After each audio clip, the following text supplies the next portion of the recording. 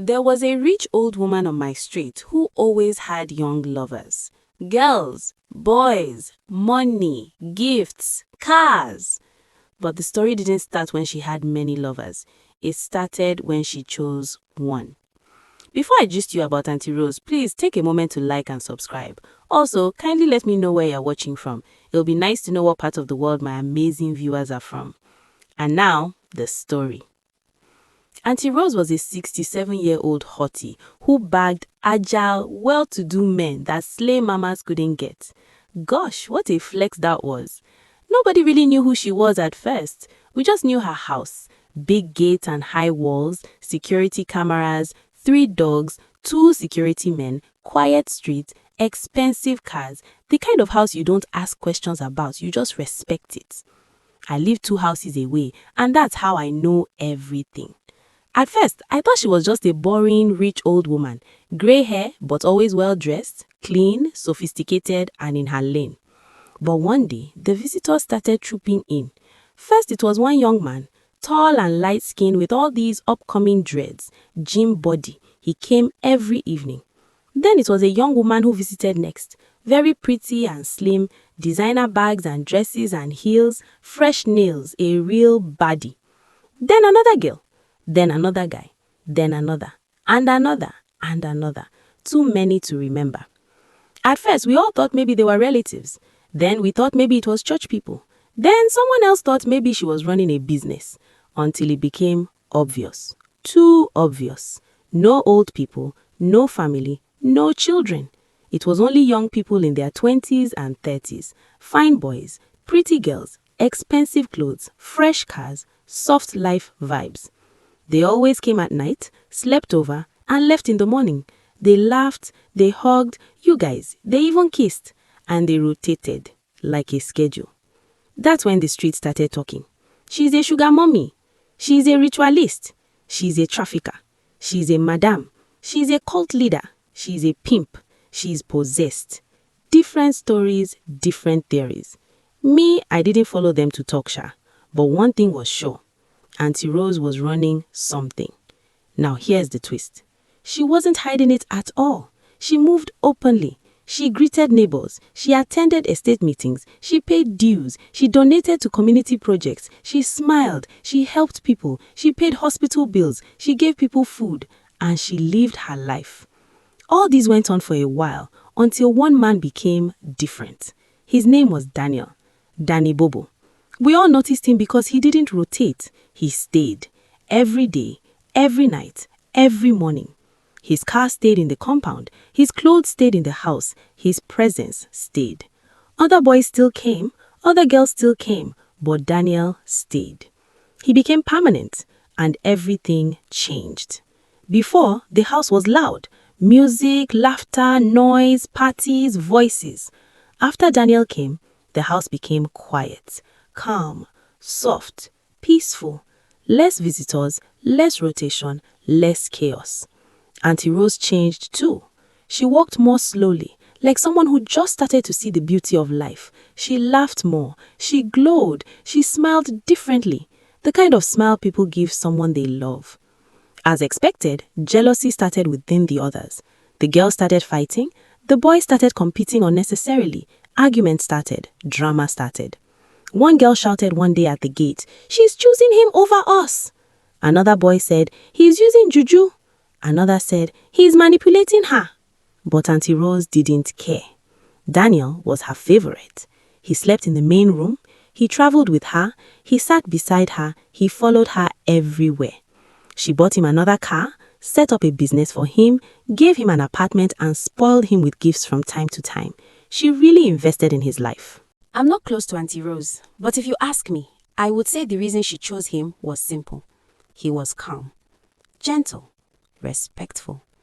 We all saw the way he listened to her, sat with her, talked to her about things nobody else wanted to talk about. Depression, old age, loneliness, death. The others, they came for enjoyment. Danny Bobo came for presence, and Auntie Rose noticed.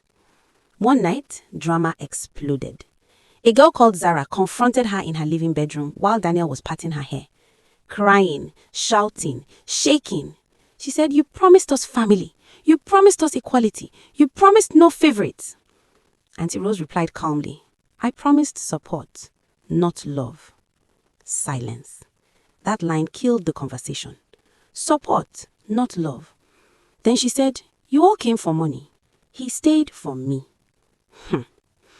All of her other sugar babies left that night. No more rotation, no more chaos, no more parties. Barely 3 days later, the story broke. One of the girls went online and posted everything. Pictures, videos, messages, voice notes, exposed the whole lifestyle. Twitter went mad. Instagram went mad. TikTok went mad. Headlines everywhere. Auntie Rose exposed. Sugar mommy empire. Rich old woman controlling young lives. Cult house. Trafficking house. Police came. Media came. NGOs came. Journalists came. But guess what? Nothing happened. No arrests, no charges, no case. Because everything was legal. Consensual adults. No force, no minors, no abuse, no trafficking. Just unusual relationships. And through all the chaos, Daniel stayed. When everyone ran, when everyone hid, when everyone denied, when everyone lied, Daniel stayed. He stood beside her in interviews, in police visits, in community meetings. He didn't deny her. He didn't run. He didn't hide. He just stayed. That was when people started respecting him. Not because of money, but because of his loyalty. Sometime later, Auntie Rose got sick.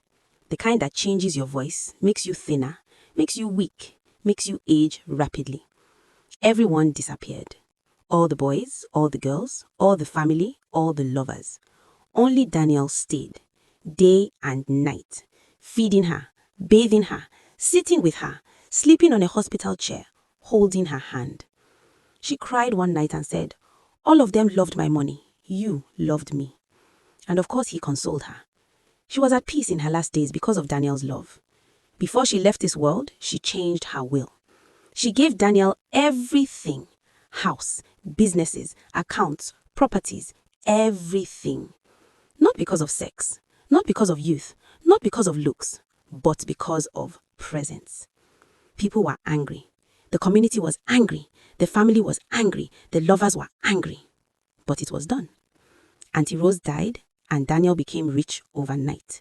But he chose private rich. No noise, no popularity. He started a foundation, helped people, built businesses. He never lived loud or showed off or bragged. And that's what everyone was confused about. In a house full of bodies, only one won. Not the finest, not the youngest, not the sexiest, not the loudest, not the boldest. The one who stayed. Now, before you judge her, pause. This story is not just about a sugar mommy. It's about loneliness. It's about money. It's about choices. Not everybody enters relationships for love. Some people enter for survival. Some for comfort. Some for enjoyment. Some for connection. And when you build something on transactions, don't expect emotional guarantees. Money is not love. Gifts are not love. Apartments are not love. Cars are not love. Support is not love. And if you're ever in a space where money is the foundation, understand something clearly. When money is the foundation, loyalty becomes rare. If you are watching this and thinking, I want a soft life, there's nothing wrong with wanting comfort. But ask yourself, at what cost? Everything in life is a trade. Just make sure you can live with what you are trading. And if you're in a relationship right now, ask yourself honestly, are you there for the person or are you there for the benefits? Because when benefits disappear, truth shows up, and truth is not always kind. So I want to hear from you. Do you think Daniel truly loved her, or he was just smart enough to play the long game? Be honest. Drop your thoughts in the comments. And if you enjoy real, messy, street-level stories like this, the kind people whisper about but don't post, then you're in the right place.